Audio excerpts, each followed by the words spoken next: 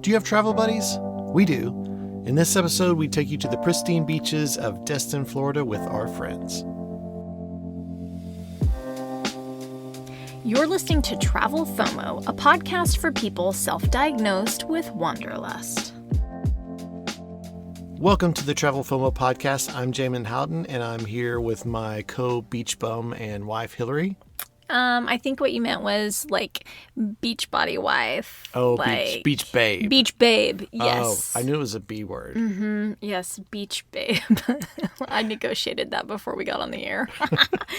Oh, yeah.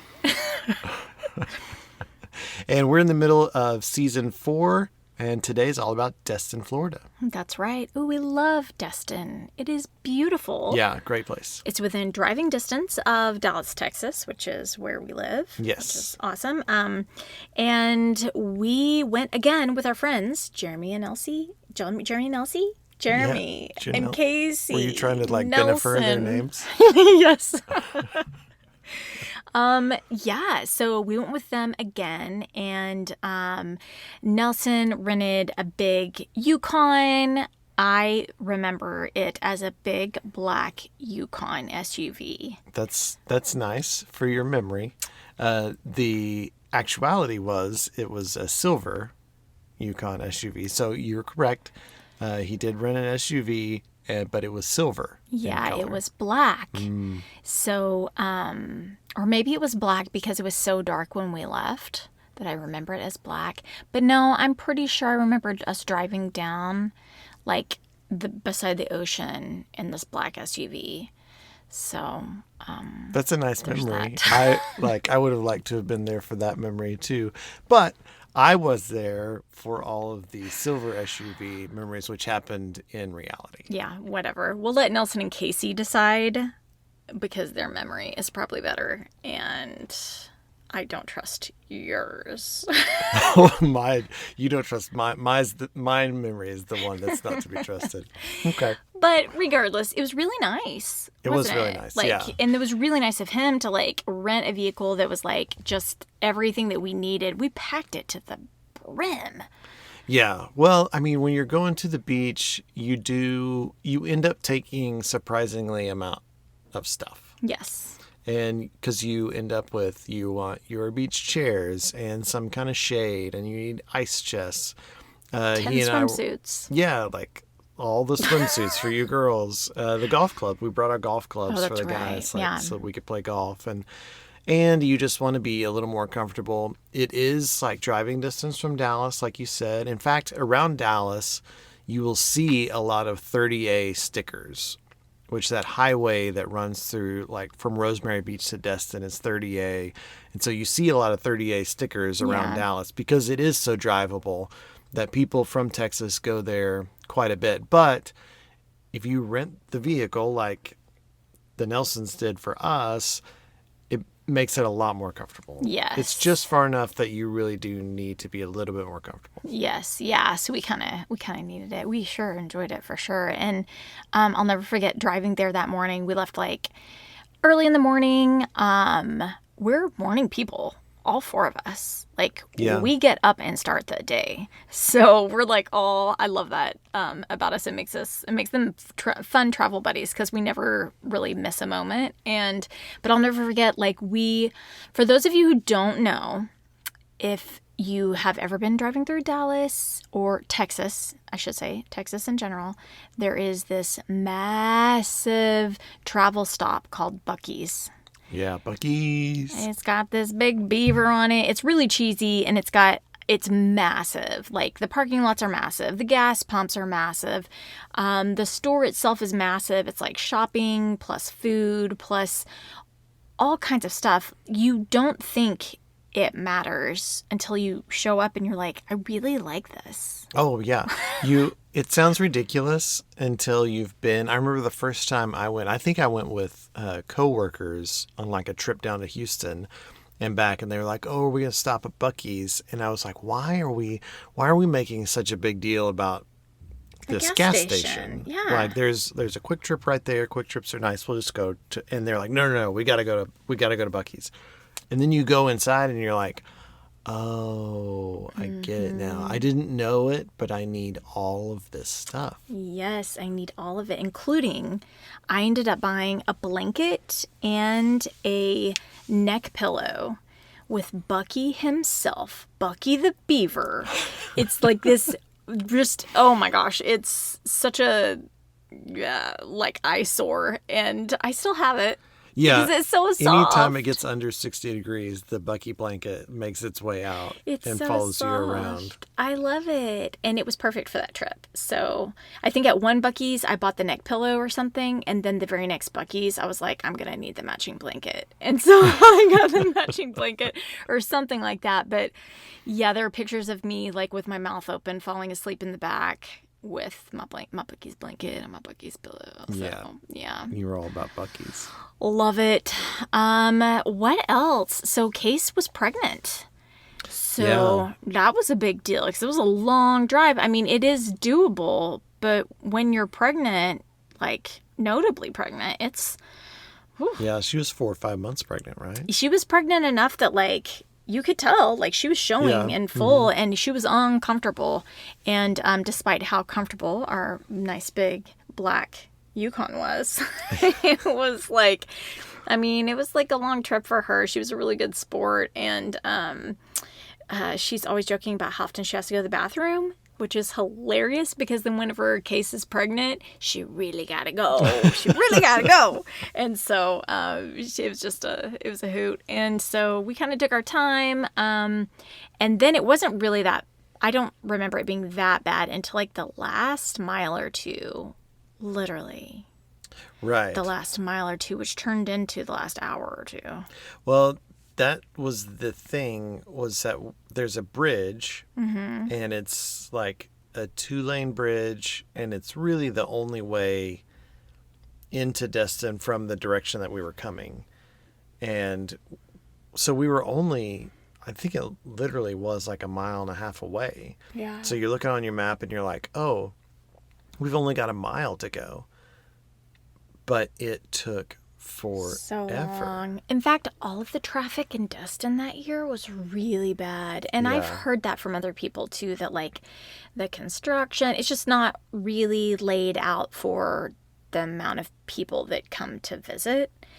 Yeah. So getting anywhere just took, it was a little bit of a beating. I was really surprised by that.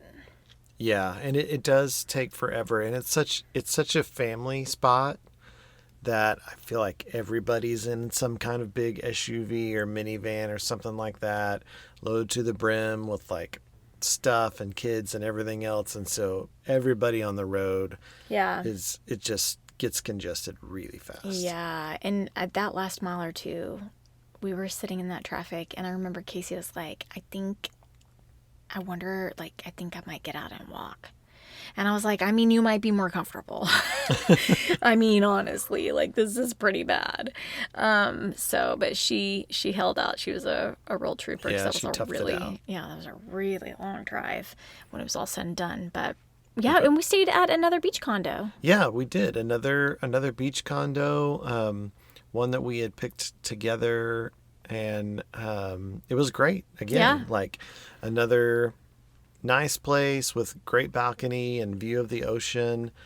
It was right across the street from the ocean, so not only could you see it from the balcony, but you were like an elevator ride downstairs and then cross the street and you're on the beach.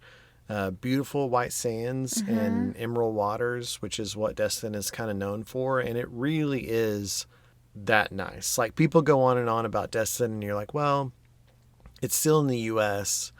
Can the beaches really be that great? It's not the Caribbean, but the beaches are really nice. The sand is really nice. So if you haven't been, like, it really is nice. Yeah, and you guys, if you heard our last episode, we had done another beach condo in Gulf Shores, and it was good. Like the condo was great, but the beaches for it being so close to Destin, they're not quite as good. It was a little windier, a little rougher. The sand wasn't quite as soft. And then also just jellyfish was a thing too. We didn't experience any jellyfish in Destin And the water wasn't as clear. And Right, yeah. Yeah, the beaches were... as clear in Gulf Shores.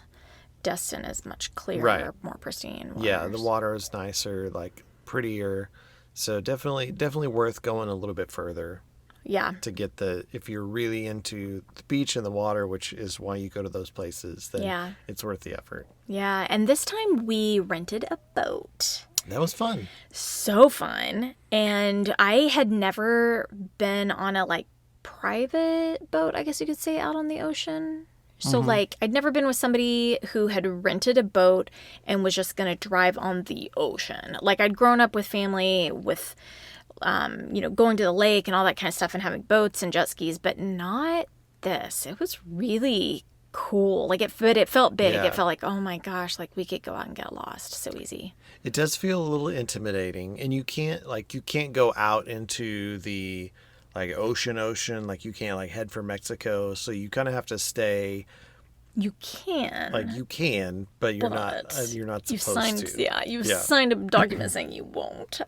Yeah, exactly. And so you stay sort of in the bay, but you're still on the ocean. There's still waves and stuff, and we're fortunate that Jeremy kind of knows what he's doing when it comes to boats. So thanks, Jeremy. Yeah, he was Captain Jeremy for the day, and got us around. But it was really cool, a lot of fun. Yeah, we saw dolphins in the water. I felt right away.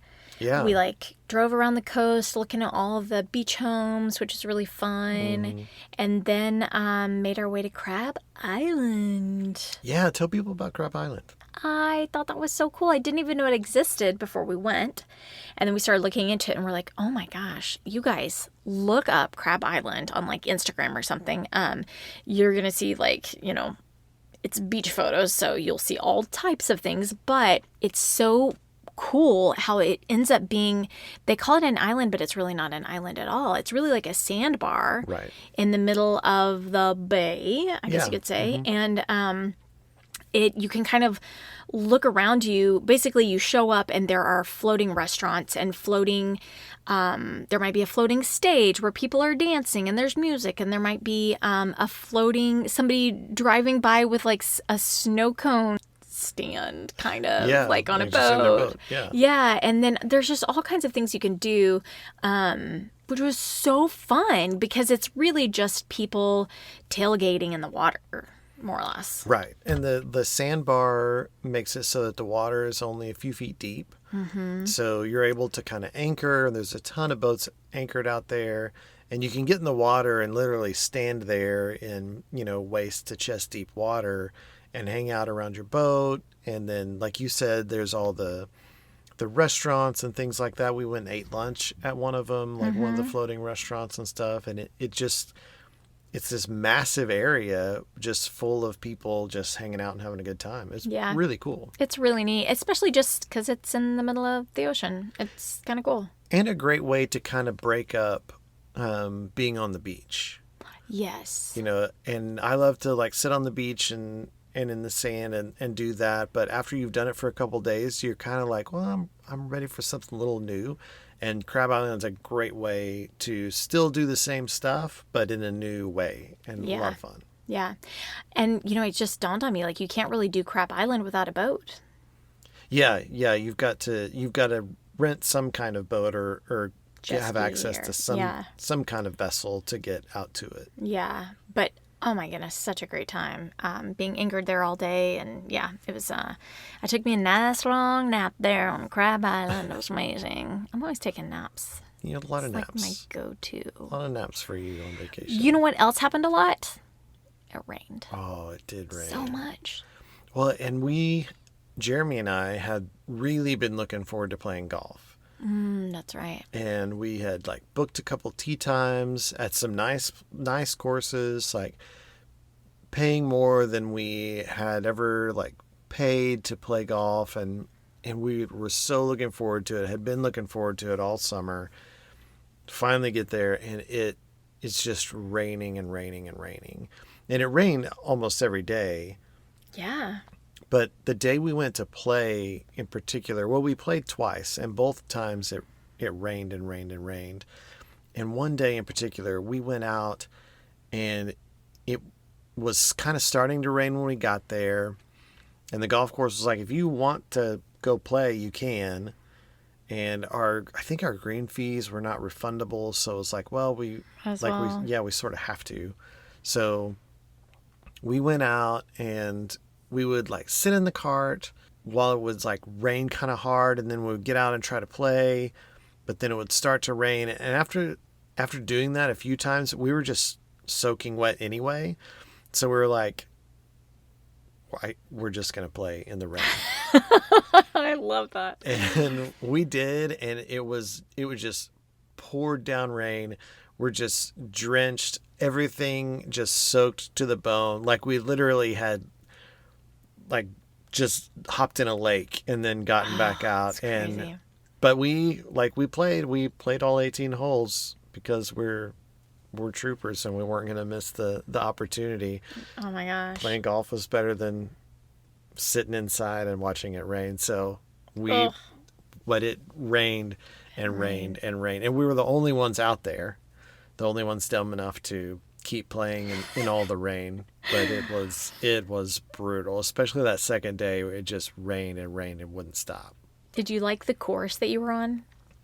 It was a nice course. Like, it was really pretty and really nice, but it was kind of hard to tell because it was so wet. Yeah, I guess. And like, we didn't play well because it's hard and there's water everywhere. So it ended up not being great golf, but it was a great time, and there might have been a beverage or two there to keep us occupied. So it was a good time, but not great golf. Yeah. We had been shopping all day and looking at just acknowledging all of the rain. And it was just like, oh, like it was like annoying just for going shopping to have to deal with all the rain. And so we just kept thinking of you guys and we're like, oh my gosh, and kept checking our phones to see if you were like, come get us.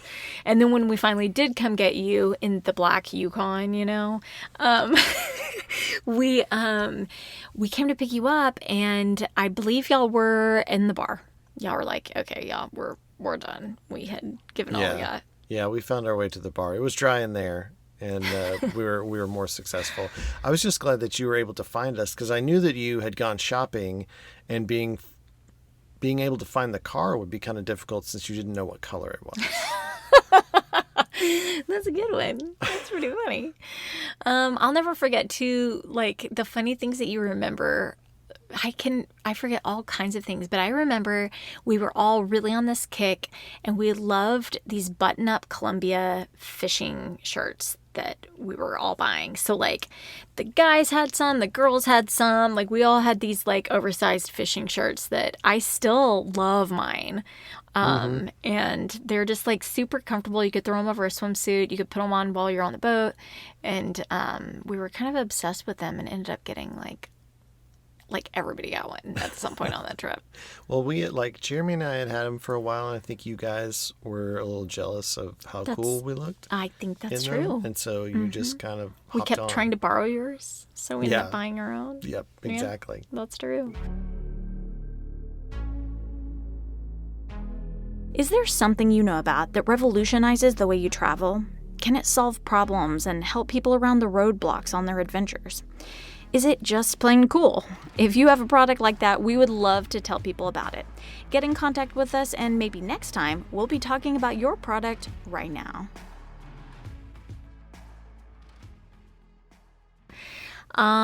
Let's see what else. We also, one night, we went to Rosemary Beach. That was a lot of fun too. Yeah, different town, a little bit further to the east. It is so cool. Like, it's worth just checking out because it's so picture perfect, these little neighborhoods. And that's its thing, right? Like, it's like, that's the thing, is like Rosemary Beach is made to look like a picture perfect beach town. And the thing I think is interesting and helps people visualize this when you're talking about it, is that they filmed the Truman Show movie starring Jim Carrey. Yeah. They filmed it there. And so if you guys have seen that movie, you might remember that he's living in this little perfect bubble, this world that's made just for him, and everything is perfect. Well, they really filmed that in a place, the real place that exists called Rosemary Beach, which I think is just really interesting. Yeah. And I wonder how perfect you have to be to live there. Sounds like I don't know. really I don't high think they would expectations. let us in. No, for sure. They barely let us get food and cocktails there, which we got at a place called The Perfect Pig. Yeah. It was really good. Yeah, we really liked it. Especially because I'm just gonna say this again, like the beach towns, it can be hard to get food that's not fried, salty seafood. Yeah. It's so hard to find, I feel like. Yeah, we experienced a lot of that there in Every Destin. time we've been to a beach location. It is. In Florida. Right. Yeah. And it's the trendy thing. I feel like it's a family thing where everybody comes and I like fried shrimp and French fries and hush puppies just as much as like the next guy.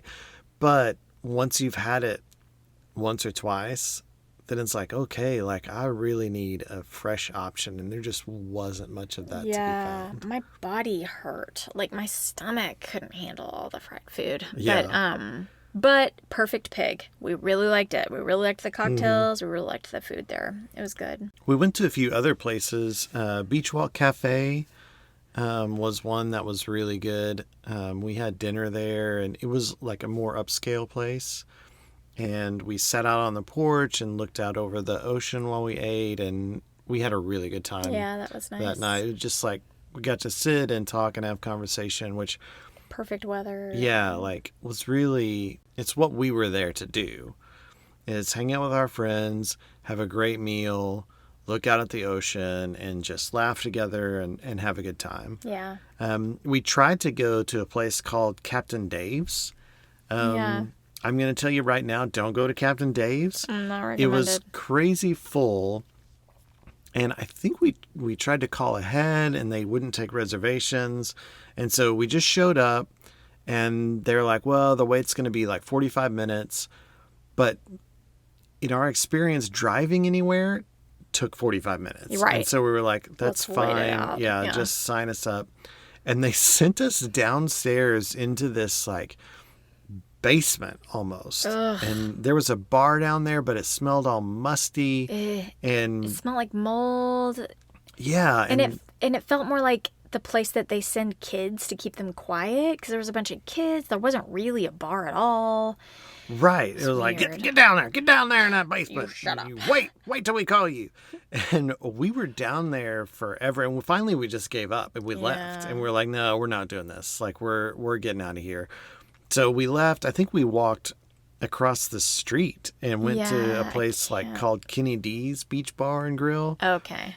And it was fine. It was fine. The food was fine. But... It has one of those vibes like an old shack.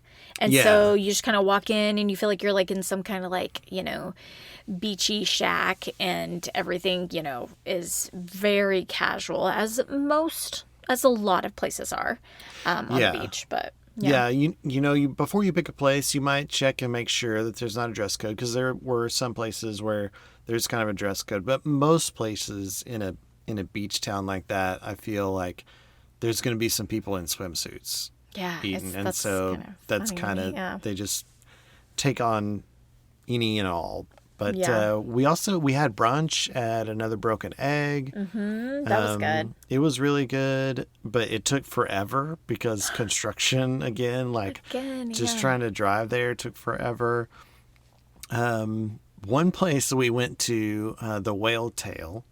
The Whale Tail. And, we were going to walk there from our condo, and this storm blew in, and it was crazy windy. Yeah. And so we end up running for our lives, barely making it there before it really starts to pour down rain, but it was just windy, crazy. I think we have a picture of us just wind blown and crazy, but we finally made it there, and and we're able to eat and have some drinks there. That was fun just because of the crazy windstorm that blew through. Yeah, it was like a fun memory. Like, yeah, it's just a fun memory of like, oh, crazy storm on the beach. And well, that happened to us a couple times. Like a couple times we saw a storm kind of coming. And so we'd be on the beach.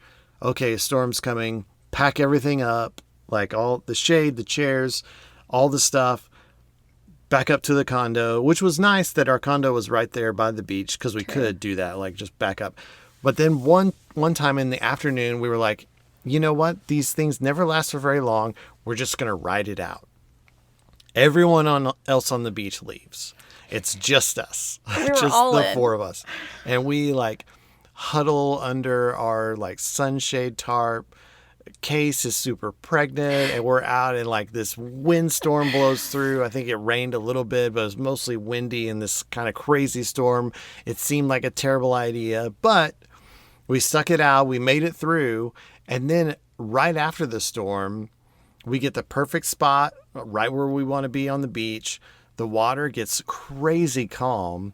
And I don't know if you remember, but we went out and swam in the ocean. I think that was the best time that we had actually in the ocean was like right after, like minutes after that storm was over. Crazy. Everything was like perfect and still and like we had a great time. But it was crazy riding out that storm on the beach. It really was. We have I think we have video because we had a GoPro. We got a GoPro right Mm-hmm. before this trip. And so we were testing it out for the first time.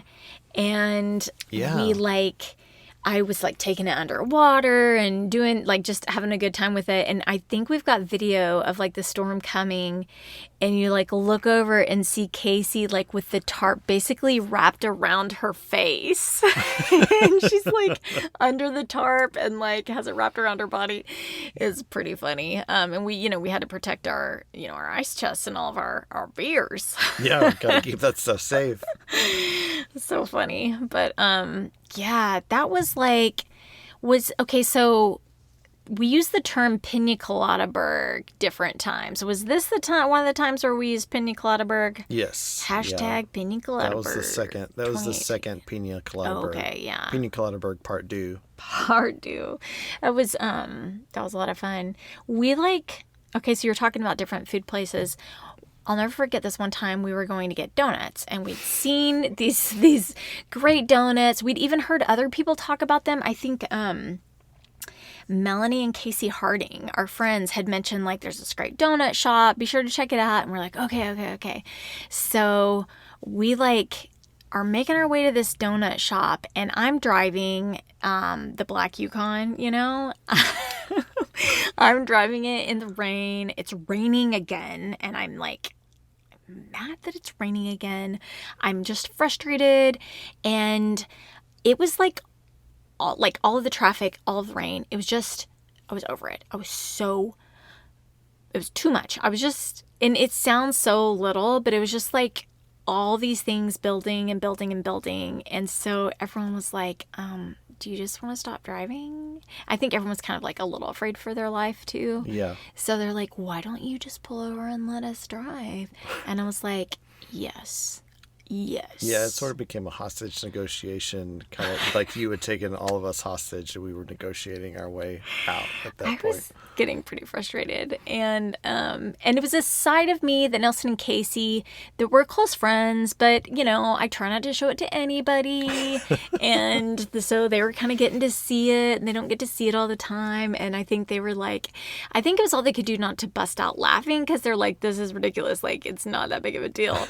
But I just had it. And so we pulled over and I don't remember who started driving, but somebody saved me. And but it had just been, we laugh about that story, but it does for me it was a big part of the trip. It's a big memory from the trip for me because I just had a lot of emotions building up, and it had been, a lot had happened between this trip and the trip we talked about in the last episode. Yeah. It had been a whole year. 2 years. 2 years, yeah. And so a lot had happened. We and so this was 2018. In 2017, I had given birth to our daughter, Hollis, and you guys we talked briefly about her in our first episode because it's a huge part of our life. And so, but this was the first vacation that we'd really been on since having Hollis. Right. And the real story there is that Hollis didn't get to live. And she lived 6 days and was diagnosed with a condition called NKH, and it wasn't sustainable. She couldn't continue to live, and so we were kind of going through that. So this is about a year later after Hollis has passed. But a year is such a short amount of time in the grand scheme of grief. Right. And I wanted to get away, and I think I wanted like all of the like grief to stay at home, and it didn't. And I really thought that it would, especially with the Nelsons coming with us. I just thought I wouldn't be sad, or I would be less sad than I was. And I still was like sad enough. It was hard, and you can't take a vacation from your emotions.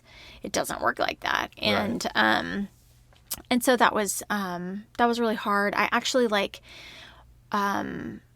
for those of you struggling with grief, I have had a blog, which I don't keep it very active now, but all the videos are still out there. It's called Joy, Grief, and Authenticity. And it's just a video blog where I just basically cry all the time. Not true. But I do cry in the beginning. But I just kind of talk about trying to find joy in grief, and then also being real about it. And so I just look back at that trip and I go, man, I was really sad. I didn't realize. And there's an actual, I filmed one of the episodes there because it was, I was so sad. And I remember just wanting to spend so much time alone, which I don't think I ever told anybody that, but I just kept going back out onto the balcony and by myself and spending time alone. And I was just sad. And it built up and built up and it built up until we went to get donuts.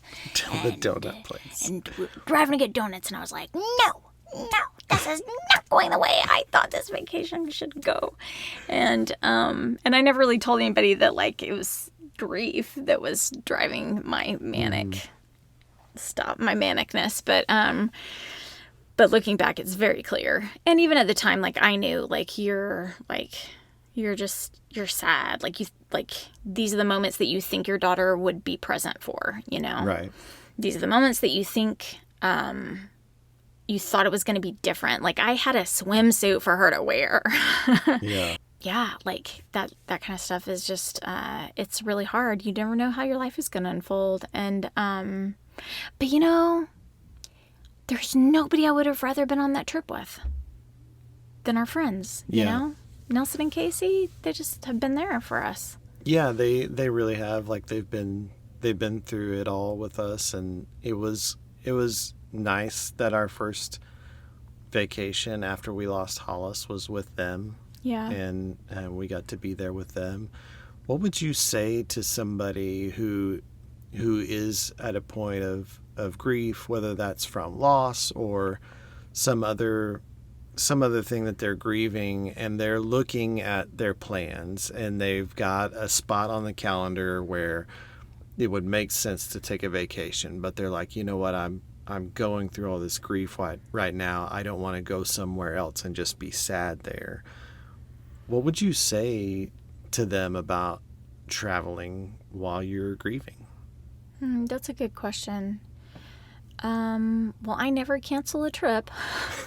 So I would still go. But I think to each their own, you don't know what's best for different people. For some people, if you lose a spouse, suddenly you can't afford to go on vacation anymore, or, different things happen and different people have different needs. But I would say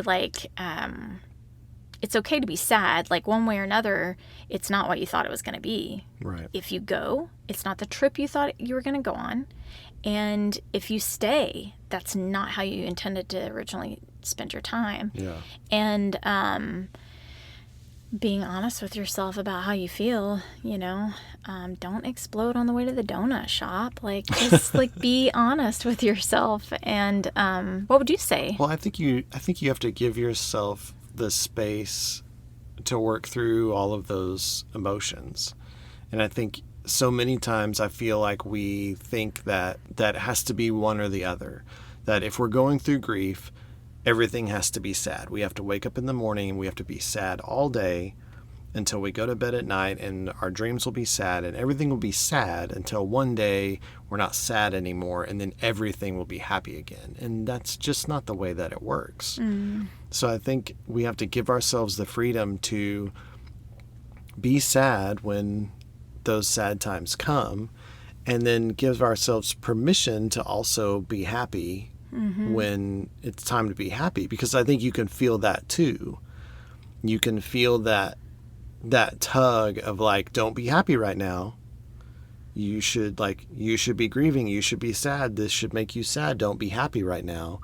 And you almost feel guilty for enjoying something or for taking a trip or something like that. And neither of those is helpful or productive. Just pushing it aside and saying like, nope, I'm not going to be sad anymore. I'm going to be happy because I'm on vacation. That's not being honest with yourself, and it's not being honest with those around you. So I would say give yourself permission to feel those feelings and work through them. Because like you said, when we went on this trip, it didn't change things. Like, you're still going to be impacted by that, but don't let those feelings and that grief that you're working through cripple you. Yeah. But also don't be afraid to feel it when you are doing something that is supposed to be fun. Yeah. Yeah. I'll never forget the first time I laughed after Hollis died. And it was both like a relief to know that I was capable of it. You know, like I was like, oh my gosh, that felt like I can still laugh. Like, that felt really good. And then immediately feeling guilty because I'm not supposed to be laughing. My daughter died. But then real quickly, I realized like how healthy that was. And that like, I'm going to cry hard, but I'm also going to let joy still be a part of my life. And, but it's so hard, and I could see how people maybe hold that back. But yeah. And in terms of like traveling with other people too, whenever you're grieving, if I had been, known more at the time or been able to have more difficult conversations, like I would recommend, telling the people you're going to travel with, like, here's what I think here's what this looks like for me. I think I'm going to need the mornings to myself. I think I'm going to be sad some. I want to have a great time, or I'm going to want to talk about it. Just heads up, I might talk about it. Or I don't want to talk about it at all. Can we just pretend like, well, I know that's not the case, and I'm not going to ignore it necessarily, but I would like to get away, and will you help me get away? And because people don't know what to do, and they don't know how to help you. And fortunately, our friends Jeremy and Casey know us well enough that I think sometimes they know what we need when we don't even know what we need. And they are just beautiful in how they share their own. They let us experience their grief with them, and we experience our grief with them, and to grieve with us. I think you're right. I think if we had it to do over again, we probably would have talked more openly, even on this trip, about how we were feeling and the stuff that we were going through. And I think had we done that, it probably doesn't lead to a moment where the emotion is too much. And, we have to switch drivers on the way to a donut shop. Yeah, I mean, I think so. Okay, guys. So we realized that back in this episode, sort of in the middle of the episode, we shared some information that wasn't exactly correct, and we wanted to come back and correct it for you. It's come to our attention that the SUV that we had while we were in Destin was silver. So I regret to inform those of you that had listened to Hilarie that you were misled, and we profusely apologize for you being misled. However, if you thought that I was right and you were listening to me, you were correct the whole time, which feels really good. Oh my gosh. So hopefully we've created like these memories in your head that were like about a black SUV, because that is how I remember it, is a black SUV. But we did some fact checking. Yeah. And apparently that's not true. Mm-hmm. What happened in reality was that we were in a silver SUV. Says who? Like I remembered. Because we checked with the Nelsons. And I sent a text with no prompting, no leading. I simply asked what was the color of the SUV that we were in when we were in Destin. And the answer came back, silver. Until they realized that they were embarking upon some contentious space with us. Yeah, once they realized then like side taking started happening and like plea deals and things like that. And so then it got muddy again. But it sounds like it could have been a silver SUV. Yeah, it does sound like it was a silver SUV. Well, okay, so then as we wrap up, a question for our listeners out there: who are your best travel buddies? I feel like everyone's got some. So if you were going through something hard and you were grieving somebody you loved, or grieving something that's happened in your life, or recovering from something, who would you want to be with you? Who would you want to travel with? I'm very curious about this. I wish people would really reach out and tell us. Yeah. I hope people share with us for sure. Yeah. They can do that. You guys can reach out to us in a bunch of different ways. We're on Instagram and Facebook, TikTok, YouTube. You could message us if it's something that doesn't really feel like it makes sense to put in a comment or something. And you can find out more about us at travelfomopodcast.com if you so desire. That's right. And next up, we are talking about a vacation that we took with some of our other favorite people, my family. Yeah. So Mexico, we went to a all-inclusive resort. Yeah, another all-inclusive for us. Yes. It was a great time. My brothers both went, brought their spouses. My cousin Felicia went, brought her husband, and it was really fun. We met all kinds of people. It'll be fun. Can't wait to talk about them.